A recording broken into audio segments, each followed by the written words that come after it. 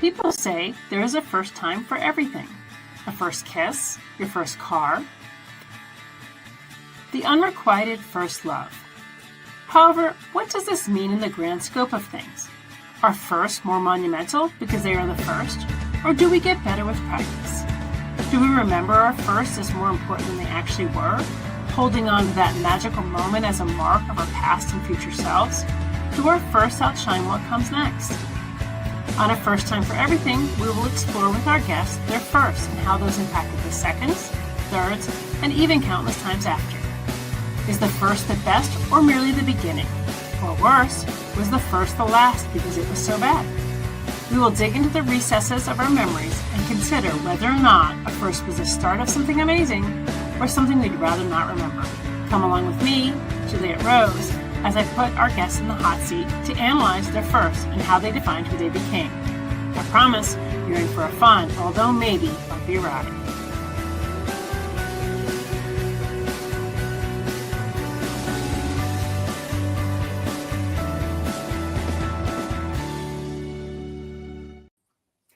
Good evening, everyone, and welcome to another episode of First Time for Everything. I am your host, Juliet Rose. I just want to remind you to send a star and let us know how we're doing here at Go Indie Now. Every time you contribute, you'll get entered into our season-ending gift card package. One lucky winner will receive a $25 Amazon gift card, a $25 Bandcamp gift card to get the best in indie music, or a $25 drive-through gift card to get the best in indie gaming, a Go Indie Now t-shirt or mug, and a selection of ebooks from some of our guests and hosts at Go Indie Now. So that's pretty awesome. I'd like to welcome our guest tonight, Bryan Tann. Bryan, why don't you tell everybody a little bit about yourself? Hey, what's going on, everybody? My name is Bryan Tann. I am a jack of all trades, master of absolutely none except for telling stories. I am an indie self-published author. I'm the author of 5 novels, 2 urban fantasy, 2 sci-fi, and an erotic thriller with some awesome stuff hiding in the pipeline. You'll catch me with Joe Compton on Saving a Seat, as well as working the indies and wherever else they'll allow me to be here with Go Indie Now. Yeah, well, you're always delightful to have on. Like I think we were talking about before the show, was that you and I have been on a few of the kind of roundtable discussions, and I always like when you're there because you definitely kind of help that conversation go, and you have a great sense of humor. So I'm delighted to have you here tonight because I think this is going to be a great show. I'm totally happy to be here. This is great. I love the format, and I'm ready to get started. Very good. And I'd like to say real quick hi to Anita, who always pops in and is so supportive to every show that we have. So thank you. Hi, Anita. It's good to see you again tonight. What up? Good. Hello from wherever in time that you are. Yeah. Back in time, ahead in time, who knows? Yeah, seriously. Yeah. So let's jump in. And I like to usually just start out with a few first questions just to kind of get everybody to know a little bit about you. Okay. So is this the book that's showing on the screen? Is that your first book? That is my first. Yes, this is the Enforcer. This is the first book in the Darklands Path of Redemption series. It is my very first novel. Oh my goodness. I think I started working on this. It's coming up on, I think I finished the first draft of this 18 years ago. Oh, wow. Yeah, it has to be about I probably just started 18 years ago.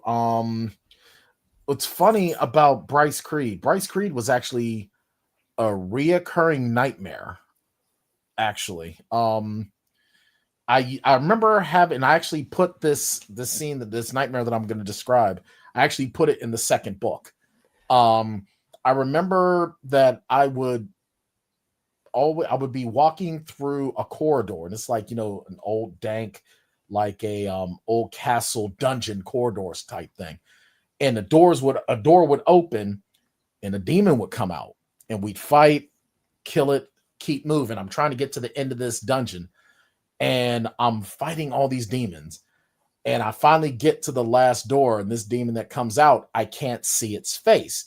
And it's like, it knows what I'm doing before I can do it. And we fight for like what feels like days, and I slip, and the demon catches me, and right before it would kill me, it would be my face. Yeah. And I'd wake up. And So I literally had that dream for like, it felt like forever.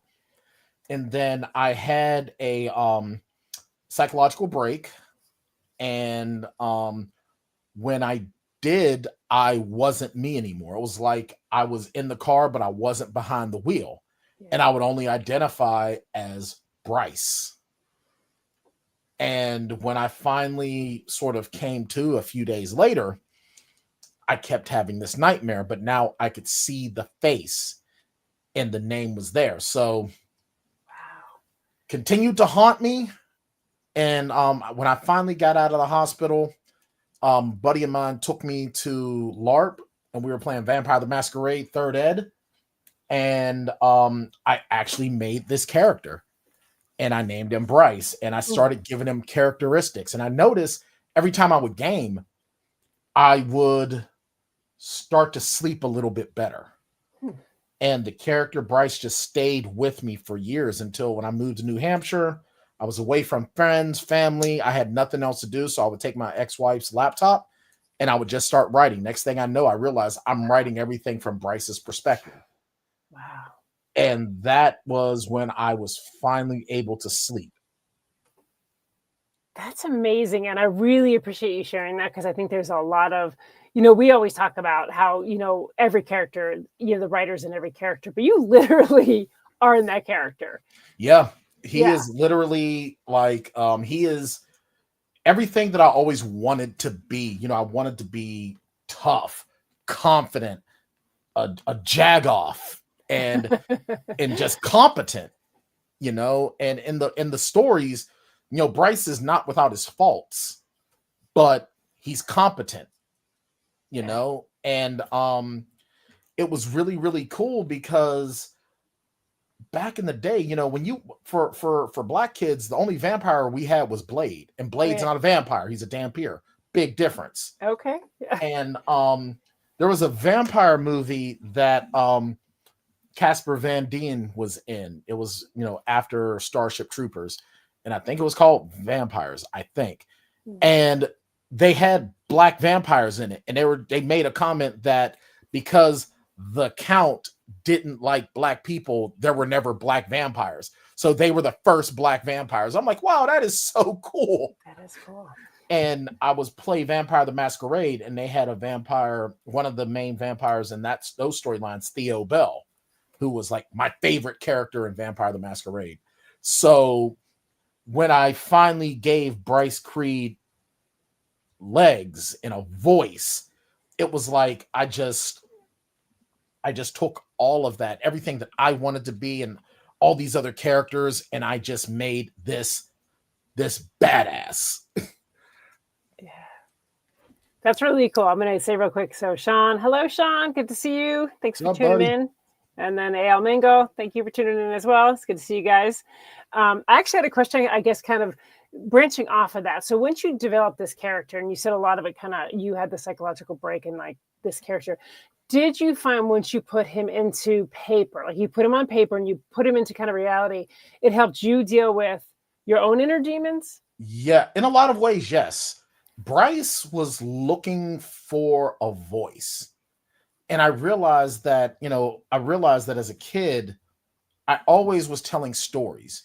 When you see little kids playing with their toys and they're talking as their characters, I was doing that, but at a different level than other kids were, I felt like. Yeah. And Bryce was always there. And as I got older and I started going through that teen angst of, that a lot of us Gen X kids did, I would, there would just be this something in my mind. And I believe that Bryce was like this character that was always there, and he wasn't going to not have his story told.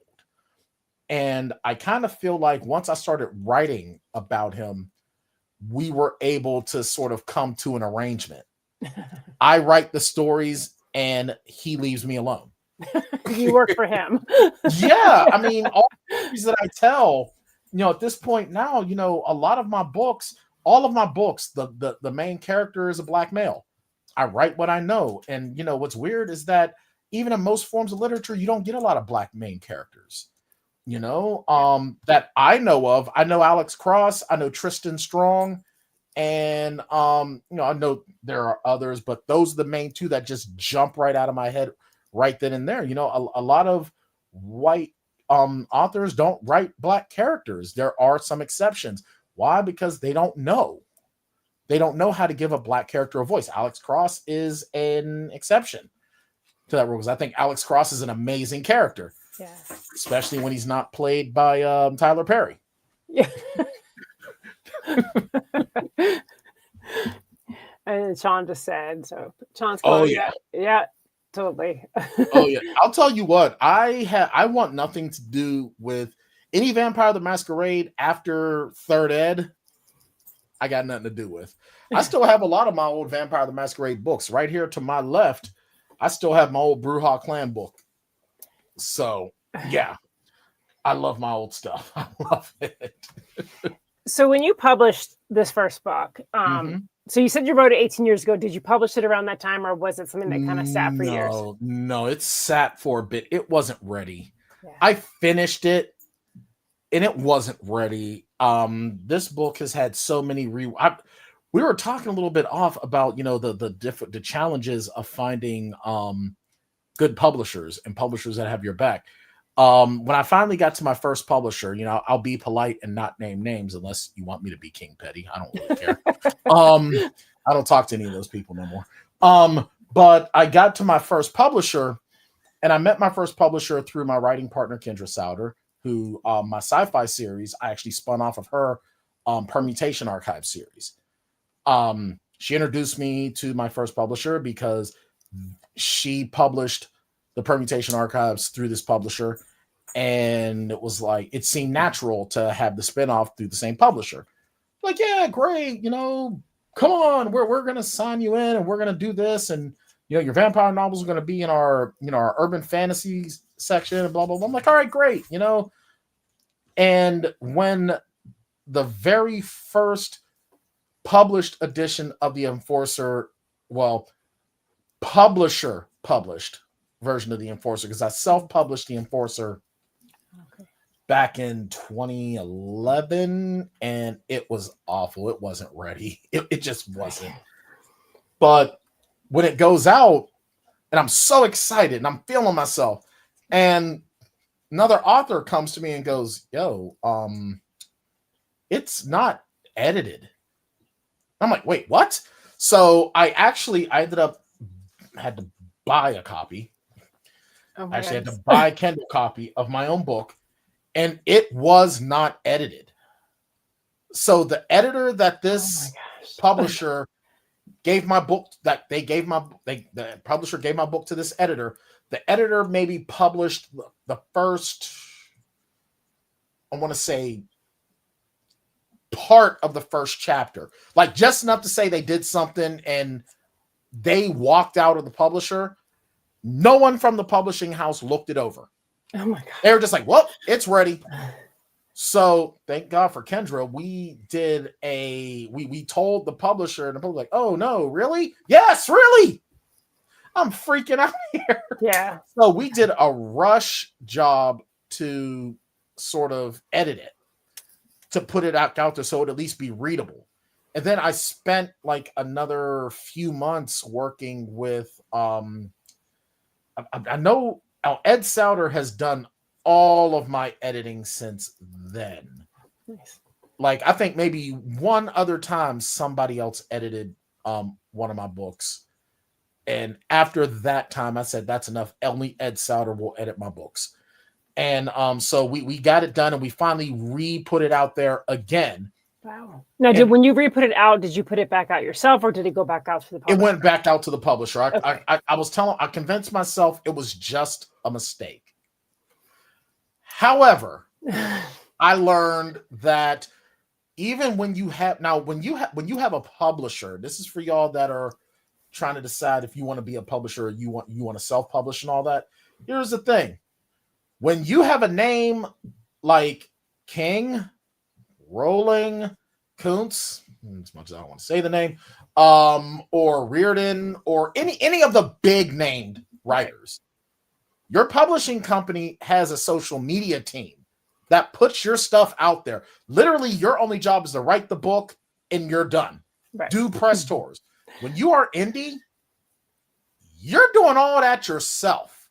Yeah. Even when you have a publisher, you are doing it all yourself unless you have the money to pay a PA. Yeah. I didn't know that then. So I'm learning how to put the stuff out there. And I think for like the first couple of days, maybe the first week, the publishing company put a sort of a marketing campaign behind it, and then nothing. And then when I asked why, they're like, well, your book you're not a big enough name for us to put you out there. And I'm like, well, how am I going to become a name if you don't put me out there? All right, fine. Yeah, and I think a lot of people don't know that. Like, I think that's one of the misconceptions, is that once you become a published author under a publishing house, no matter what size, that somehow you're done. Like, you're just going to do that. And even with the big five, unless you're a big name, you're still carrying all that weight. And a lot of people don't know that. So I think there's a little bit of that misconception that, you hit the big time as soon as you sign the contract, and you didn't. So no, you did not. The only time you hit the big time is if you've written stuff and one of the big five pays you in advance. Yep. And they start to fly you into New York and wine you and dine you. Yep. And you still ain't really made it yet. Only time when you truly make it, is when someone options you. When someone options your work for television, animation, or film. That is when you've made it. That is when all you have to do is write. Until that happens, you are going to be your own social media person, your own manager, because your publisher, their only job is to provide an editor and a graphic designer. And then they put your stuff out there. That's it.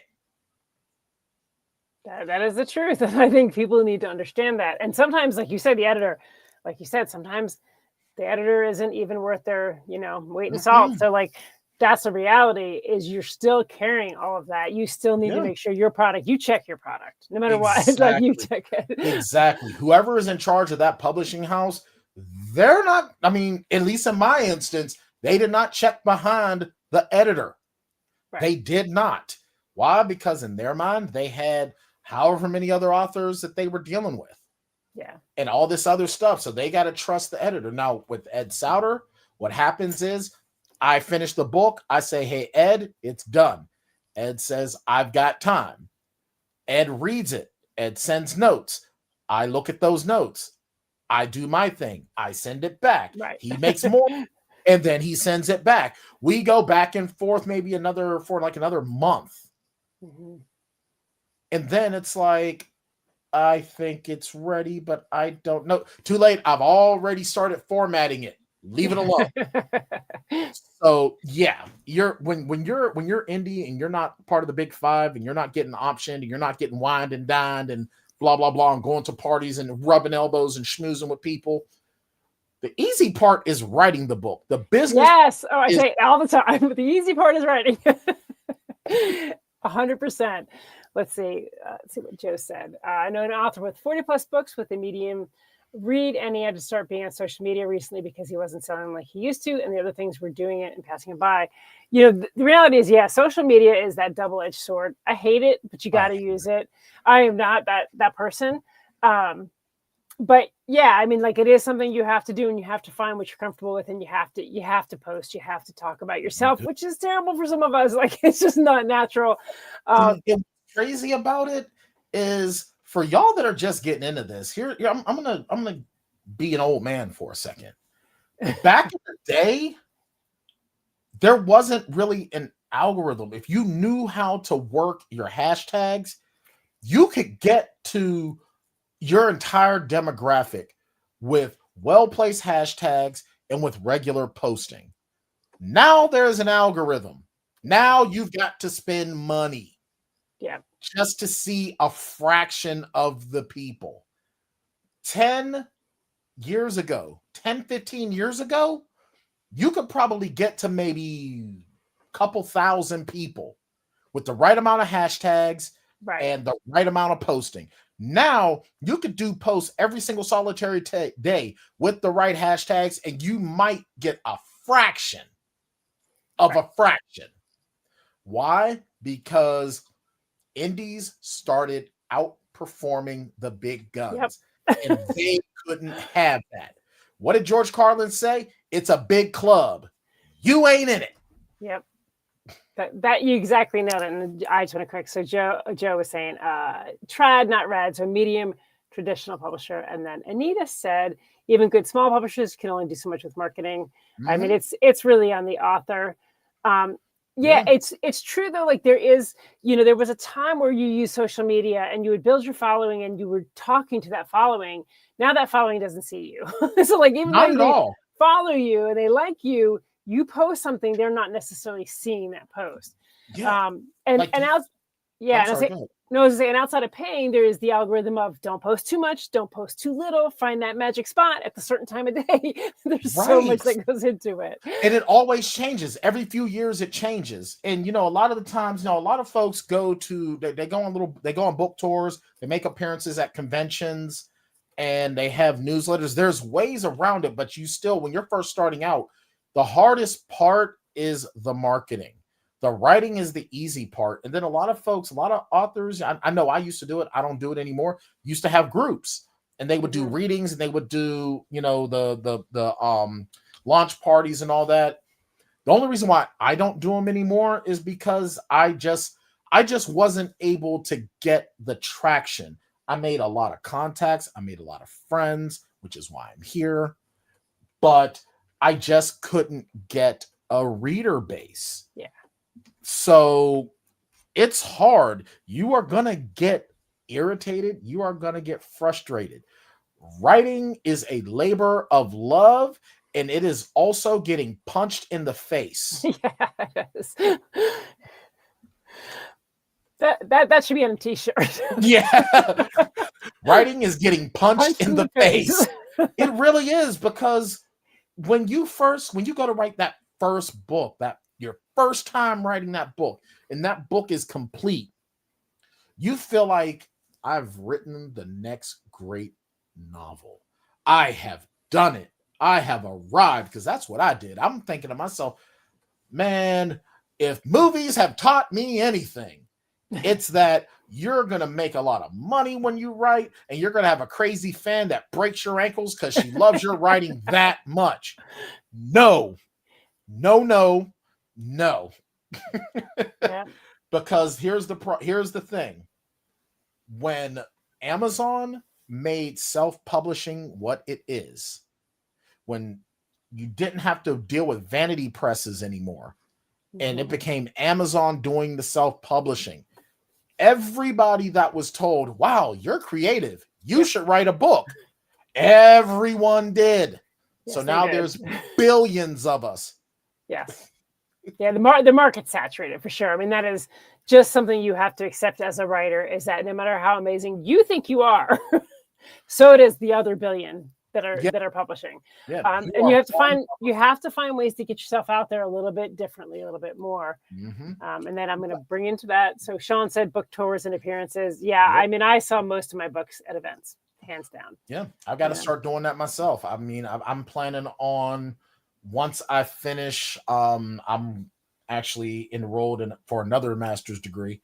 When I'm finished, I'm going to start trying to go to a Steel City Con here in Pittsburgh, and the other, appearances in around the area, to try to get myself out there, or selling, I mean, granted, it's crazy because the industry is, it's very, very social. It's about who you know. And if you have something about you that stands out, and you make good friends with other authors, then some of those authors' readers will give your books a chance. Yeah. But it's hard. It's never going to be easy. You're not like, not everyone books are going to be found out by someone huge. So you got to do it because you love it. Absolutely. It's got to be a passion project. Mm-hmm. And then Anita said that's why newsletters are so important. Absolutely. Yeah, I unfortunately I have to say, like, that's one I haven't gotten onto yet. I just another time. I don't have time. It's just time. Yeah, it's like that's the one thing I do agree with that though. I see people who have newsletters do really well. And then let's see, Anita else said social media launch Potter's died except for maybe romance. Oh well, that's good. Yeah, They were not. They were not fun to do. What's weird? I would go to some other authors' launch parties, and there would be so much interaction. Mine. Yeah. Crickets. Yeah, I was literally the John Travolta gif from Pulp Fiction. It's just okay. Yep. Thanks, guys. And then let's see. Joe says, what the big names can do with social media is pick one place to be, more aptly their assistant to be, and not have to spread out or change with the marketplace. That's dead on. Yeah. You know, a lot of us, you know, it is about time. How much time do you have in a day? How much time can you squeeze into all of the different factors that you have to, you know, do to be successful? Right. And just not enough time in a day, especially if you have a day job. So it's definitely really hard to hit that market for sure. Absolutely. To do it nowadays, it's a young person's game. When I say a young person's game, I mean, all right, yeah, you got a decent, you got a regular 9 to 5 where you could probably do some posting while you're working. Right. And have no family. And maybe just decide, you know what? I don't want to be social. I don't want to go out and enjoy things and blah. Because once you have a significant other, a spouse, a child, a career, you know what? This is an amazing time-filling hobby that you're just doing because you love it. Right. Yeah. Something's got to give. That's reality. Yeah. And there's only 24 hours in the day, and you've got to sleep for 5 to 8 of them. For some of it. Otherwise, you'll die. So, yeah. Yeah. And then, hey, maybe that'll get your books out there. No one ever appreciates an artist until after they're dead. Exactly. You know, it made me think of that. Like one writer who literally said she committed suicide, had sent it out to people to get people to buy her books, but she hadn't. Like, don't go that far. That's really please don't. Please don't. I mean, Sylvia Plath. I mean, she exploded. Like, she's the first time I heard about her, I was like, yeah, you know, there was a woman writer that killed herself. Really? Now I'm intrigued. Yep. Why? Yep. That's so dark. It's also the first thing I ever heard about her. So like that's like, yeah, that's what she's really known for. And then her writing is still secondary to her killing herself. So, it's wild. It's so wild. So one of the things that you and I were talking about before we came in and was kind of our similar paths in dealing with publishers, because I asked if you were published or if you were indie published yourself. And we both had really similar kind of experiences with publishers of, you know, bad contracts or publishers folding, things like that. When you decided to go and do this on your own, what were some of the biggest hurdles you felt like you had to climb over to do that? Just to have the courage to decide I don't want to be bothered anymore, because, you know, my very first publisher, that was tough. Luckily, I was able to just say, you know what, this isn't working out. I'm opting out and we're done. And I got all my rights back. Not a big deal. My second publisher, which was you know, Burning Willow Press, that Kendra and Ed Souter ran. And I thought I was going to be with them forever. I was with them until they had to close their doors, which broke my absolute heart, because they did everything, in my opinion, the right way. They went, basically, when you read a Burning Willow Press book, you didn't realize it wasn't a Big Five. You know, that they were very, very serious about their editing. They were very, very serious about their cover art. It was legit. And then they had to close their doors. So then a person who was like, well, hey, I've got a magazine. I'm going to start being publishing, and I want you to be my first. I want you to be the cornerstone. You're going to be the first one. And they went to Ed and was like, please talk to him, have him, you know, blah, blah, blah. You know, Ed vouched. And I'm like, well, Ed vouches for you. I haven't had an issue with you. Let's do this. And for a time, it was looking pretty good. But then I started noticing little things. Promises of certain projects would fall through. Not a big deal. It happens. And then COVID happens. Oh, yeah. Now the shite show has begun. And a lot of things just started to go different around then. Finally, I knew that things were bad when I went to a local bookstore here. Matter of fact, shout out to Beyond Bedtime Books here in Pittsburgh in lovely Dormont, where you can actually get exclusive signed copies of The Enforcer, Invincible Heart, and Ed and Livy. They are exclusively signed by me for that store only.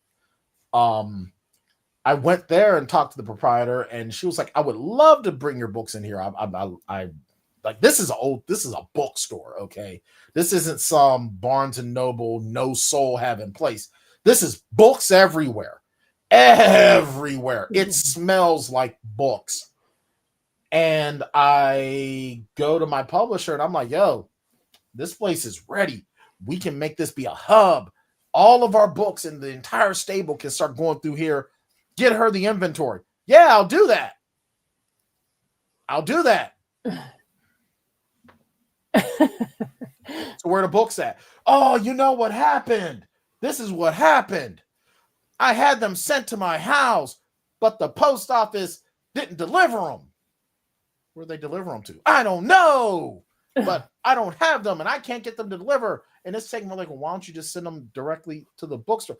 "Oh, but I can't." And after a while, I'm like, "You're making me all these big promises, and you're telling me that my books are selling through what you're doing. I'm seeing no money. I'm seeing no results. Every project is falling apart. I don't think this is what." "Oh, I promise you." I'm like, "I think we're done." "Well, here's what's going to happen. You're going to give me my rights. I'm going to walk away, and we're done. I won't slander. I won't. Well, it's not slander if it's true. I'm not gonna sling mud on your name to people. I'm not gonna go public and say anything negative about you. I'll talk about you, but I'm not gonna name you." Right. I also didn't sign anything, so I can pretty much do whatever I want. But give me my rights, or else I'm gonna make this the biggest stink that you've ever had since the last time you had Billie Jean Burrito Night.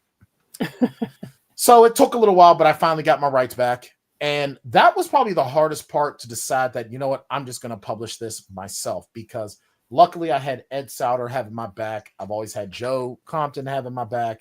And I know that I still owe my cover artist, Will Ramos. I know I still owe him money. Will, you're going to get your money. I promise you. I promise you, sooner rather than later, because I've owed this guy money and he is not giving me a hard time about it, but he's going to get paid. So I've at least had people in the technical side of things to help me out.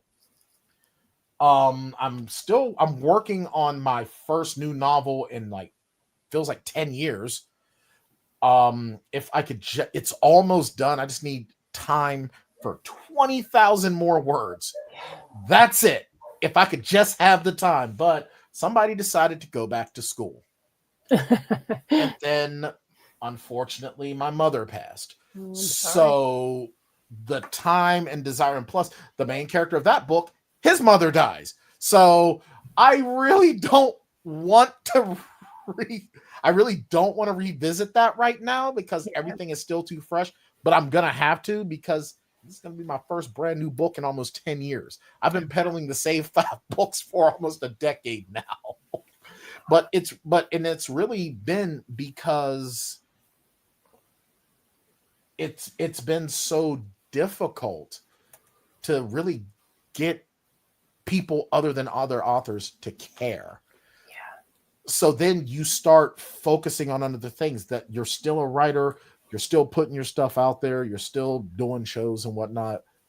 But it's really, really tough when it feels like you're just throwing ideas into a void. And that's okay to feel that way. And it took me time to realize it's okay to feel that way, because guess what? And this was the hardest part. And the first time I said this to myself, I think I was having my own pity party. I was in the shower and I was starting to break down. And the first time I said this, because first time for everything, I said, why not just write for you? put your stories out. And if somebody else loves your stories and you can make them feel good for a couple of hours, that's amazing. But you're throwing yeah, it feels like you're throwing it out into a void. But guess what? That's what words are. Yeah. Words are just things going into a void. It's just that when you write it, there's something different about it. Every time you sing a song and you don't sign a record contract and make millions of dollars, you still love singing. You're just sending words into a void. So why not do the same thing with books? And that's what made me decide to start working on Age of the Gods. And which book is that one? The Age of the Gods, that is my my action mythology fiction. It's about a fella by the name of I can't remember his name. His name is Luke. And he finds out after the death of his wife and his mother and his daughter on the same day. He finds out that he's actually a demigod. And he is charged with protecting the one person that can save the world from an attempted coup on heaven. But what he doesn't realize is that he's being targeted, but he doesn't know why. This is a story that I've always been a pantser. Always. This was the first time I actually plotted a story. Well, I kind of plotted the story. Anytime I would write something that had lore, I would start getting the story first and I would add lore as I went. I did that with the Enforcer, and I would then start to use a micro recorder and, get the stuff down there to make sure it was burned into my head. Now, all the lore of the Enforcer is burned in my head. But with Age of the Gods, I actually just opened up this file and I just started putting rules into it about everything, starting from the creators of all things to the titans, the gods, angels, demons, demigods, this, that, the other, blah, blah, blah, blah, all of it. And I even kind of started to work on some of the stuff with the story. I couldn't quite plot it though, but it's literally almost done. But I feel like it's very, very personal because the lead character, Luke has to recognize that it's okay to not be okay. That's one of the main things that Luke Hayes is his name. I just had to look. Luke has not been okay for a long time when we meet him in the story, when the story truly begins. He's working a job that he only puts as much into it as he can to make sure he can keep the lights on. But he's hurting every day and he's not moved on. And he's realizing when he finds out what he is and what he's tasked to do. And he sort of awakens because he feels like he has purpose, but he's still not okay. I would say it's kind of like, I hearken to Avengers Endgame. It was made to be a joke, but we see Thor really not okay throughout the entire movie. And then when he decides to sort of, just put that aside and ready for the fight, he's still not okay. We see that in his physique. He doesn't go back to being ripped Thor. He's still miserable Thor, but he's ready to fight. And that's really what Luke is throughout this story. He's dealing with the adversity, and just because he keeps standing, it doesn't mean he's okay. He keeps standing because that's what he has to do. And I kind of look at that as my writing. Yeah. I don't feel okay that I haven't gotten what I see as success. But it's okay to not be okay as long as I keep going. Yeah, I love that. So when you talk about not being okay, can you elaborate a little bit that? Are you talking about like mentally or just kind of like in the forward motion of life? Like how exactly are you presenting that? Emotionally, mentally, because I've always dealt with being good at something, but not being good enough to stand out. I remember being a little kid playing football with my friends, and I was great when I was playing with my friends, but then when I got up against other kids, I just wasn't as good. When I started trying to play football in high school, I wasn't tall enough. And I think I only went into high school at like 5'3". Yep. And I'm trying to play defensive line. And well, when you're only 5'3", 225, you're going to get shoved all over the place. And even when I played semi-pro football, in my mid-30s, I'm only 5'8", 280. I'm still not that tall. Right. Never good at basketball, so I can't use that analogy. But I mean, there's so many things that I was good at, but I was never good enough to stand out. I sang in bands for years. I was never good enough. I can sit here and I can watch movies, I can remember movies, and I can talk stories, but I'd never been able to monetize my talents. Never have I been able to monetize my talents. And with writing, I always felt that writing and telling stories, this is the one thing in life that I am good at, but I am not good enough to stand out. And it hurts to know that. Yeah. And I'm so used to that feeling. It's kind of like I separated both my shoulders. So when I have a bad shoulder day, it's just another day. That's kind of the pain that I feel, and not being okay with, all this work I put into the Enforcer. And when I say that, I don't mean to say that I put in more work than anybody, because I don't. I put in as much work as the next writer does. We put in so much time, energy, everything into what's between those covers. That's our heart, our soul, our everything. Those words are going to keep us alive forever. Long after we're gone, heaven, Lord willing, when books are still a thing in the next 20, 30 years, books are still a thing. Free thought is still the same. Imagination is still okay. We're going to live forever in our own ways, but in a saturated time. And it breaks my heart sometimes to know that I won't stand out. I am another face in the crowd. And it's hard. It's really, really hard to even admit that. But here's the thing. It's not just me. And if one person, just one, picks up one of these books that has my name on it, then it's worth it. It's absolutely worth it. And I have to remind myself that if one person picks it up, it's worth it. Yeah. Yeah, I think it's partly redefining success. Like, we're told, especially growing up, that success as a creative is going to be, Stephen King, right? You're going to be able to pay your bills off your writing. You're not going to have a day job. You're going to whatever.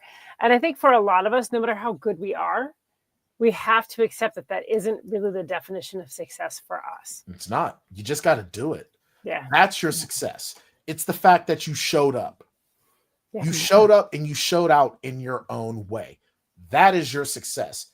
Look, if you're sitting there like, oh, well, I've always wanted to write it. And I tell people this, wow, that's cool. You wrote a book. I've always wanted to write a book. So do it.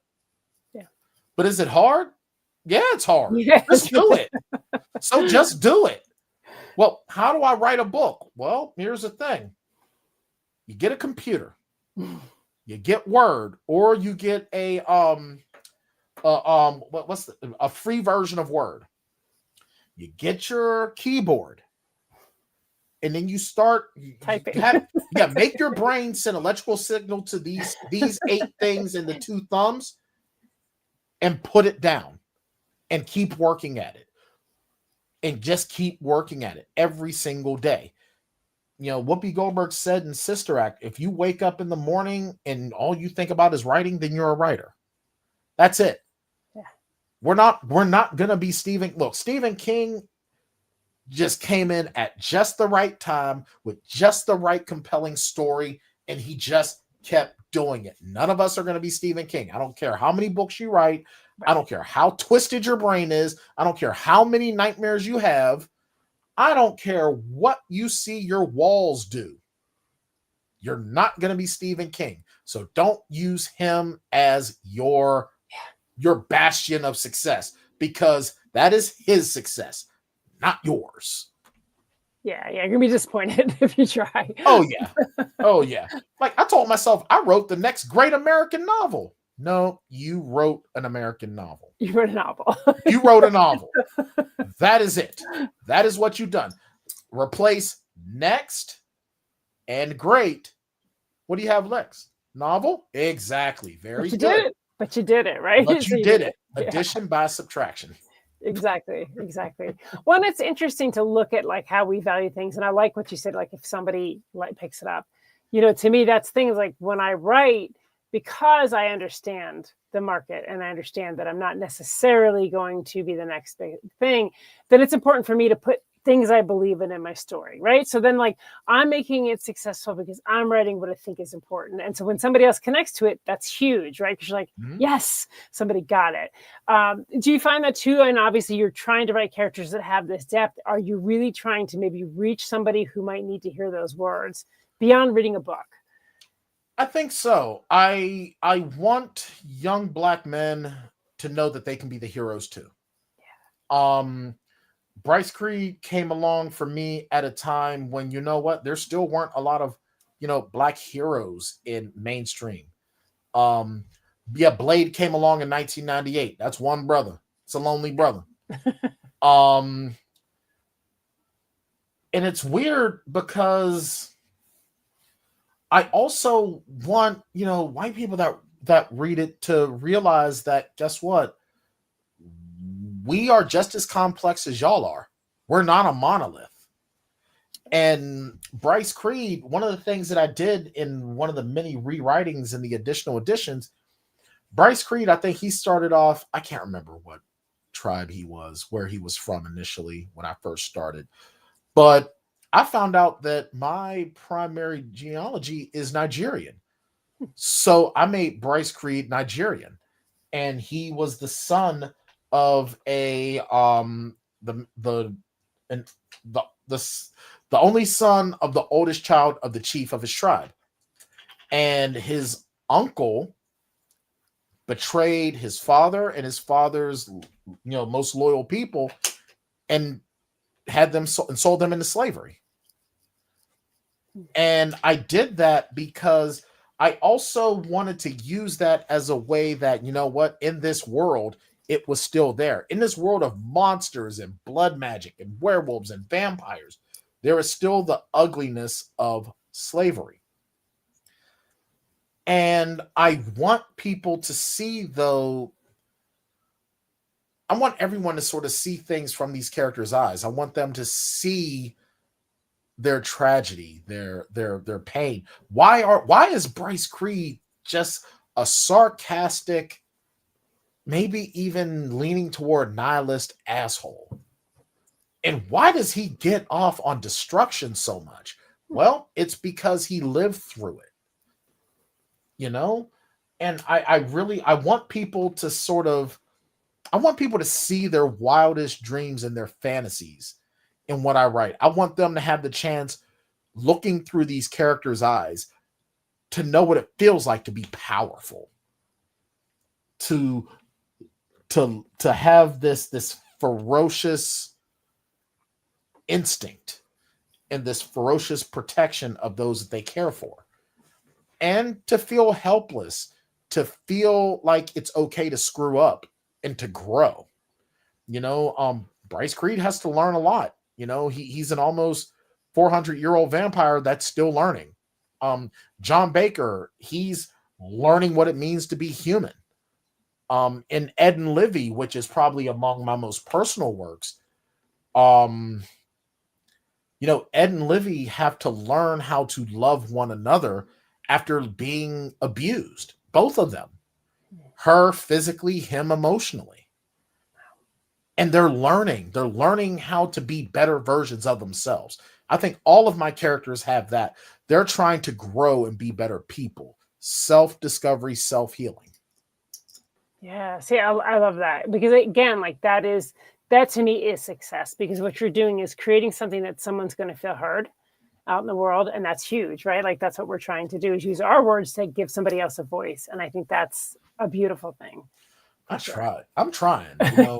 I mean, I don't do it right all the time, but it's kind of like the Terrence Trent D'Arby song. I try to do the right things, but sometimes I do it the wrong way. Yeah, that's relatable. Real quick, I'm just going to put up, Joe was saying, we were talking about Stephen King, and that's when he said he creeped people the fuck out too. Yes, he did. And still does. Still has never written an ending, though. Like, Joe is just here dissing Stephen King. So I'll tell you what, I still remember the first time I finally finished reading it. I'm like, what the hell did I just read? When did this story about a killer clown turn into an alien spider? Yeah, an alien spider, a weird turtle, and children having an orgy in a sewer. What the hell? But it's one of the most read books of all time, and no one's like, huh? Cosmic turtle. A cosmic turtle and an orgy in a sewer. That's, strangely enough, it's the orgy in the sewer that hits me. Well, that's pretty weird. Yeah. Yeah, I mean, cosmic turtles, I mean, hey. Fine, yeah, whatever. Okay, cool, I get it. We all Giant spider? Hey, who hasn't seen one of those? Right. A sewer, Steve? Yeah. Ew. Yeah, he's got some issues for sure. Yeah, I can't imagine banging with a turd floating by. No. And then Joe said, Bryce Creed rules. Love reading his growth. Yeah. Bryce Creed is awesome. Bryce Creed is awesome. Bryce Creed is, when I write as Bryce Creed, it's like I can, like, all my intrusive thoughts get to just come out. Yeah. And it's okay because he's a product of his time. Yeah. You feel like he's kind of like an alter ego for you? He really is. Yeah. If I didn't fear consequences, if I didn't have just this thing in my mind that holds me back from taking things too far, I'd be Bryce Creed. Yeah. Like, I would say what I want, do what I want, punch someone in the face or shoot them. Yeah. Whatever. But and that's the cool thing about writing these stories, is that we get to live vicariously through these characters, and so do our readers. Yeah. I'll tell you what, the body, that's my body. I was made to put another head on my body.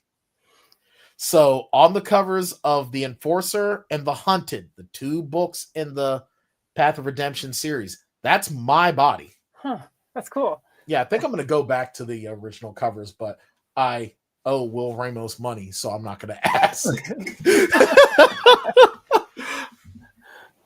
Well, once you get him paid up, you'll have some options there. Yeah, then I'll ask. And I'm like, hey, can we put my head back?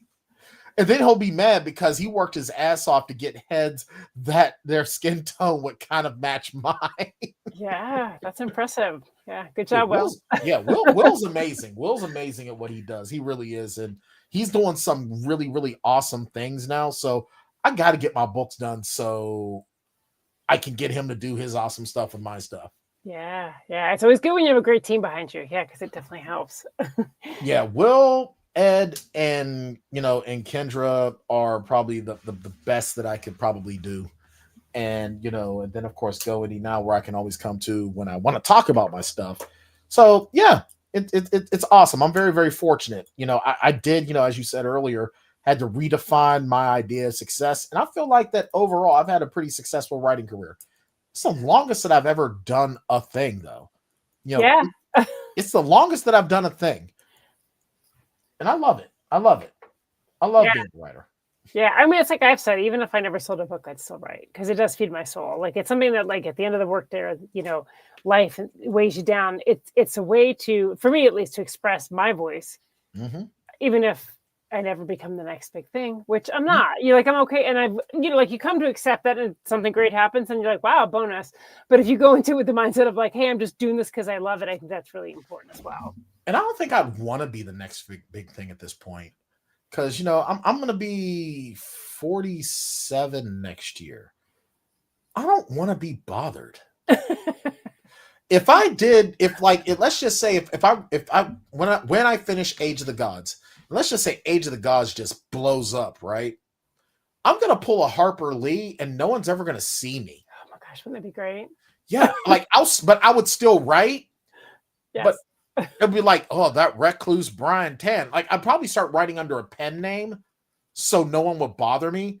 But I wouldn't know what to make my pen name, so I would just use my name and then probably change my name so people would leave me alone. There you go. You are your pen name. Yes, I am. I am my pen name. And I probably shouldn't have done that, but I literally could not think of a pen name that, if someone called me that, I would answer to it. Right, yeah. So it's just all right, I'm just going to be me, and maybe I'll just be so over the top that no one will actually believe that I was stupid enough to use my actual name on my books. Well, it's funny because Juliet's my actual name. And the reason, same thing, the pen name thing, when I was in high school one year, we moved to a different town. So for that year, I decided I was going to go by my middle name. Mm-hmm. That didn't last because I never answered to it. People would be screaming my middle name at me, and I would just be ignoring them. I tried to do that too. I went into high school, and I tried going by, I don't know why, but because you're a teenager, that's why. True. But I go to my chorus class, and he goes, all right, Bryan Tann, or do you have anything else that you like to go by? And I was like, Randy. I don't know why. I felt like I was on the spot.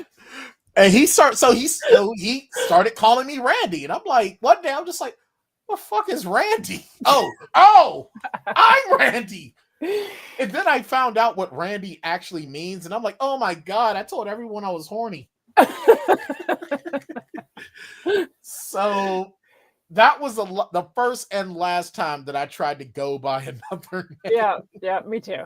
So no pen names.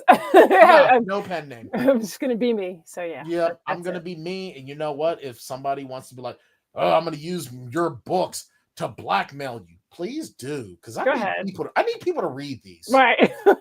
That's just gonna give me some notoriety here. Seriously, because I'm going to school to be a teacher.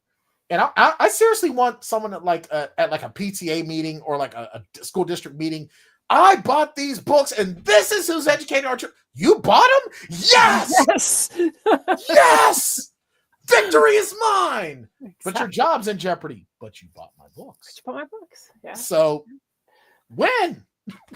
That's awesome. I love that. Got to have a sense of humor too. That is a really important part of being a writer. Yeah. If you take yourself too seriously or your situation too seriously, you're going to be miserable. You got to find humor in it.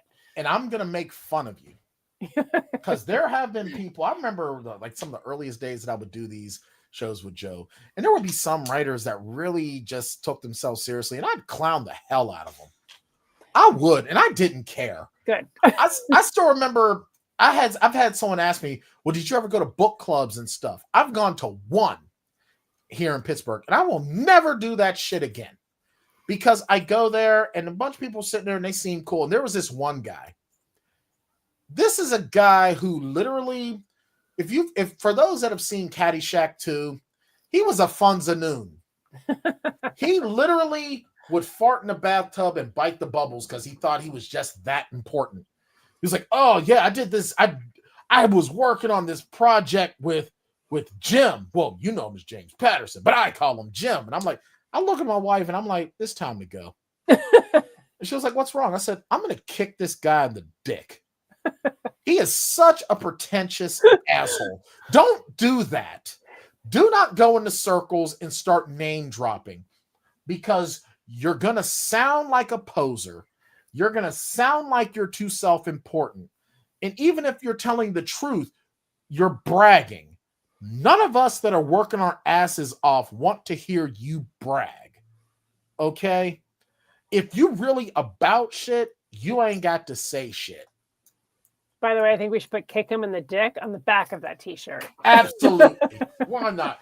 Joe, you're good at marketing. Have at it, buddy. Joe's like, this went off the rails. Joe's probably like, why do I let this guy on here? God, everything goes downhill when Bryan Tann shows up. Yeah. No, I was excited. This was an awesome show. Speaking of which, we're actually out of time. So why don't you let everybody know where they can find you online and if you have any events coming up? No events coming up, really. Working on school, working 45, 50 hours a week, and dealing with getting my mom's affairs in orders. So I'm not going to be going anywhere anytime soon. I would love to, maybe if you're in the Pittsburgh area, I would say head to Beyond Bedtime Books in Dormont off of West Liberty Avenue, where you can get copies of The Enforcer, Invincible Heart, and Ed and Livy in print and signed by yours truly. You can find me on Blue Sky, Instagram, under author Bryan Tann. Now my son is also on Instagram, but you'll know which one is me and which one is him because he's the one with hair. Okay. Yeah, and that's about it. I think I'm on Threads. I don't know. Threads is weird. It's weird. It's really weird. I don't know if it's all bots or what, but all I'm getting is cleavage shots. Oh my. And that's not what I signed up for. So I think I'm going to get off of that. Yeah, it's a pretty weird platform for sure. Yeah. Or maybe I'm just in the wrong algorithm. And how did I get in that algorithm? I will never know. But that's where you'll find me. You'll also catch me at least bi-weekly here on Go Indie Now with the Saving a Seat with Joe Compton. And you'll also catch me on Working the Indies if you're fans of independent wrestling. Nice. Well, thank you so much for coming on. This was such a great conversation. I'm sure we could talk for like another hour. It'd be great. Probably, but I got a paper due at midnight. Yeah, I'm sorry. I'm tired. Yeah, it's gonna be a long night, but thankfully I'm almost done. So good. I literally just need like a little bit more BS time, and then I'm good. So it's all good. But yeah, we could. I definitely would love to come back on here again because I feel like we can talk about all other kinds of crap. Oh yeah, we got it. We got all of it. So yeah. Well, thank you again. Thank you for everybody for tuning in. We appreciate you taking time to watch the show. And remember, it's always time for Go Indie Now.